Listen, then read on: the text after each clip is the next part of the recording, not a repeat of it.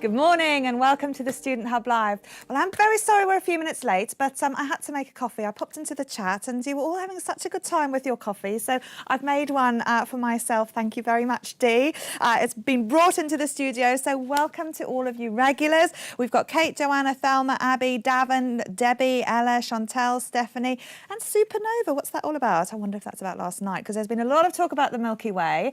But welcome also to our new students who are here. So you can watch this in the Watch and Engage option, which is the best way, and that way you can talk to all our friendly, lovely people who are out there ready to chat to you and answer your questions, and generally have a talk about cake and tea and biscuits, as well as other things. So select the Watch and Engage button, and you can do that. If you're in the Watch only, you won't be able to see any of the chat, and you won't be able to use our interactive widgets. So as usual, we've got some widgets out there for you to now, and we'd like to know what sort of thing you're studying, at what level, just to give us an idea about who is out there. But please do come in and talk to each other. It really is a wonderful, welcoming community of students out there. So, feeding your advice and tips and information into the studio are the lovely Sophie and HJ. HJ is now back, and I'm very sorry about the biscuits. I was told off about all of that, but I have had a little tidy up. So I hope you'll find the desk is a little bit cleaner now and more organised. Oh, it won't stay like that for long, though. Not with me here. I do apologise, Sophie. We did all right yesterday. I did notice it was a lot more organised when I came in. Well, Kate is very, very organised. Another maths student. We can't have too many of them around, though, can we? No. But, well, I had a good time chatting this morning, and loads of great in the morning yesterday, loads of great sessions. We're really excited today. A lot of people are excited to see Sherry and talk about the DSG, and a lot of people are members and want to find out more, which is really good. We had people sending us loads of great selfies today. I found the picture of Robert's Jaffa cakes that he sent in. These are the ones he made, are they? These are his homemade Jaffa cakes. So now, I'm not being funny, but they look like, to me, very much like bought Jaffa cakes with something on top of them. I'm not too sure. We'll ask him. I thought they looked quite good. They're very symmetrical. But yeah, if you want to send us in your Jaffa cakes, I heard we got a rhubarb crumble going on. So send them into studenthub@open.ac.uk or on our Twitter @StudentHubLive. And we picked out some great things to send you back today as well. We're really excited about these. So we've got a couple today. We've got a How Nature Works booklet here. We've got this one. How thick is that, Sophie? Because that's a very broad topic. Yes, so it is. There's quite a lot of little bits in here, little posters, quite a few, rather than one big one. This is lots of little things in there, which are all quite interesting, actually. I picked out the digital one as well. I've been waiting for this one. So this is the same sort of similar layout to the other one with How Nature Works. It's all about the digital technology. And the last one that we have is a poster on Antarctica. Is it this one? Yes, that's my favourite for today. I like this poster. But yeah, if you send us stuff, it's only fair that we send stuff back. So we picked out these these great things. Remember to send us with your picture. If you let us know, direct message us on Twitter or in your email. Put in your address and what poster you'd like as well, because we're definitely going to send stuff back to you. But yes, we're all excited and ready to hear Sherry today. Oh, good. Excellent. Well, I hope you send your pictures in. It's nice to see selfies. We've been getting some great study buddies and a rather alarming amount of cake and biscuits, but we won't go into that.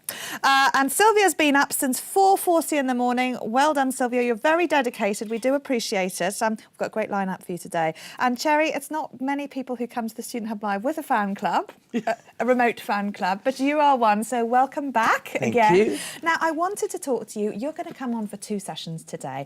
And firstly, I wanted to talk to you about the Disabled Students Group, because there's a lot of love for the DSG that I know that you've been involved with for many, many years. But I see you also have a new badge. I don't have a badge. I think that's very unfair. But anyway, you've got a badge. You've got a new job, haven't you? I have. I'm not the chair of the DSG anymore. OK. The new chairperson is Sheena Cameron. She was chair a couple of years ago and stepped in, bless her, when I got elected to my new role of VP Equal Opportunities, and she is now the acting chair until we have our elections at the end of November. So I know the group is in very safe hands. Oh, excellent. But the Disabled Students Group is a wonderful support for people. And there are a large amount of students who choose to study with the Open University, perhaps because they have various disabilities. Now, what's interesting, I find, about the Disabled Students Group is that it doesn't just cover physical disabilities. There's a broad range, and it's a very, very supportive environment. So can you tell us about that? I think the word disability is a bad word, quite honestly, because it's an umbrella term for people with physical and mental health problems. The DSG is associated with the association as a group, and we give out help and support to anybody that is facing a health obstacle to studying, either mental health or physical. So we're always there. And the DSG is a well-known brand, if you will, now. And people search us out, and we're all over Facebook and on the VLE, on the virtual learning environment. I think for new students especially, when you're inundated with all this information about your new modules and finding your way around the student homepage and looking at all these sites, if you go to the association, student association page, there's help and support there, there's links to people that can help you. And if you do have a health issue, that feeling of isolation as a new student can be made even more prominent because you're struggling maybe with a health issue as well as feeling a bit alone, which a new student can do. I was housebound for 5 years when I first joined the OU, and my great support came from the OU, who are brilliant with students with health issues, and the association themselves, because the help and support is there. The community, the family that is the association is there as well. Excellent. I want to just focus on, whilst I appreciate the Disabled Student Group covers not only physical disabilities, we have some really great sessions later on today about mental health. Yeah. And so I'd like to sort of park those for there right now, because some of the issues that I know disabled students identify with is things like tutorials. How do I get there? How do I navigate the lift? Is there disabled parking? And also, you know, one thing I know that the Disabled Students Group do is share a lot of information and advice about using assistive technologies. And really good workarounds so that they can make studying easier. So it's sharing knowledge.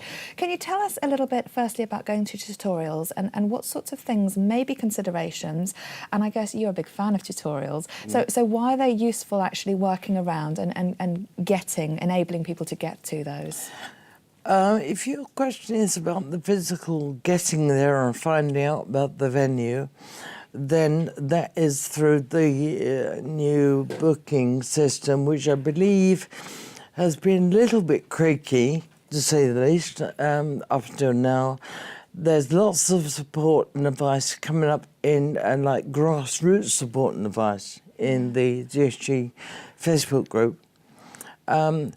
But really, it is making sure you stay in touch with your tutor, in touch with your student support team, and let them know they're not mind readers. You've got to tell the student support team and your tutor that you have a problem.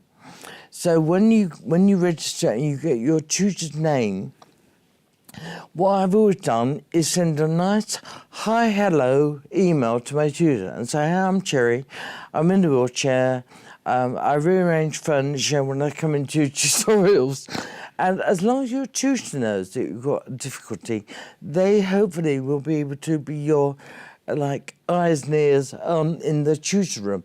Now, the venues are not within the tutor's remit, but as long as he or she knows that they've got a student that will have a sight impairment, a hearing impairment, anxiety problems with space and people and whatever, they can help. Not saying they have to help, it's not in their remit to help, But every tutor I've had over the past 8 years has been wonderful. Yeah. They get used to me moving furniture around. It's really, I say, people in the OU aren't mind readers. You've got to tell them that you've got a problem. I know, I mean, for me, when I'm teaching, I love as many students as possible to come to tutorials.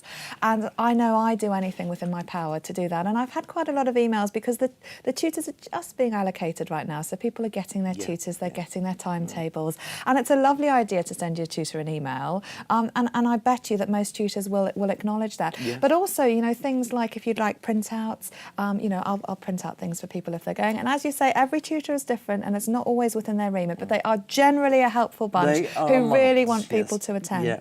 Okay, so that's good advice. So find out again about the access and requirements and talk to your tutor is the main point for that. Now, returning to this idea then of assistive technology, how are the disabled students group sort of, I guess, sharing knowledge and advice? Because they do get a lot of support from the student support teams and various, you know, forms of support through the OU. But the disabled students group, what advice do you give each other online? You've got a Facebook group, haven't you? We have. There's 1,150 people in there and it's very, very busy. Again, I go back to the fact the OU aren't mind readers.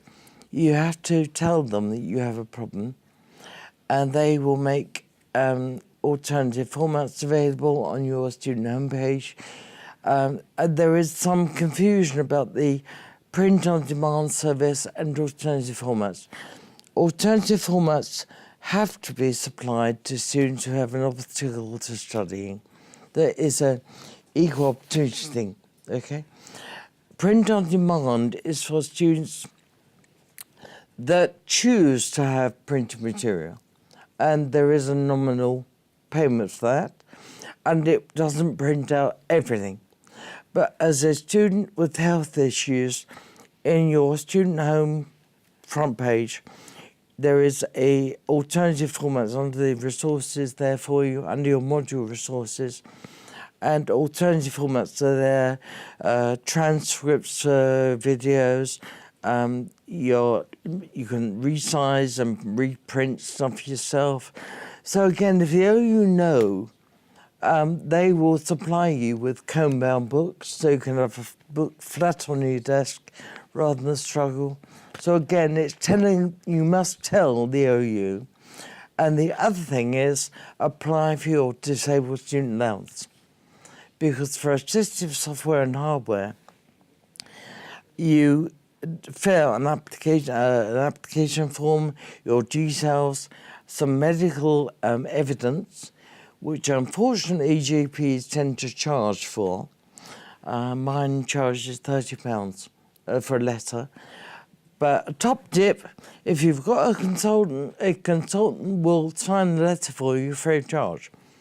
Mine does. So, but again, it's just making sure everybody that needs to know knows that you potentially have a problem. Thank you, Cherry. That's been so useful. So talking to people, being aware and mindful of the issues, and I guess the message that, you know, there is a lot that the Open University will do to make studying easier and more accessible for people out there. That's wonderful. I know there've been a lot of people from the disabled students group in the chat, so thank you. We don't have much time for this, and we're going to have a quick break now before we come back with the lovely Cherry again. So we're going to show you a video about setting yourself up for study and a brief Bob video. It's great to see some new people here today as well. We've got a slightly different audience. So 86% of you have been to a Student Hub Live event before, but 14% of you haven't. So please do come into the chat and talk to everyone. Everyone's really friendly out there. And we've got a lot of students doing arts and social sciences, again in the lead as usual, but we've got more level 3 students here than is normal today, so that's great. So welcome, and please do share advice with other students who are starting, who are very excited and nervous. So share your information and advice. That is what makes a Student Hub Live special. We'll be back in a few minutes with Cherry and Nikki to talk about the Open University Students Association and what they can do for you.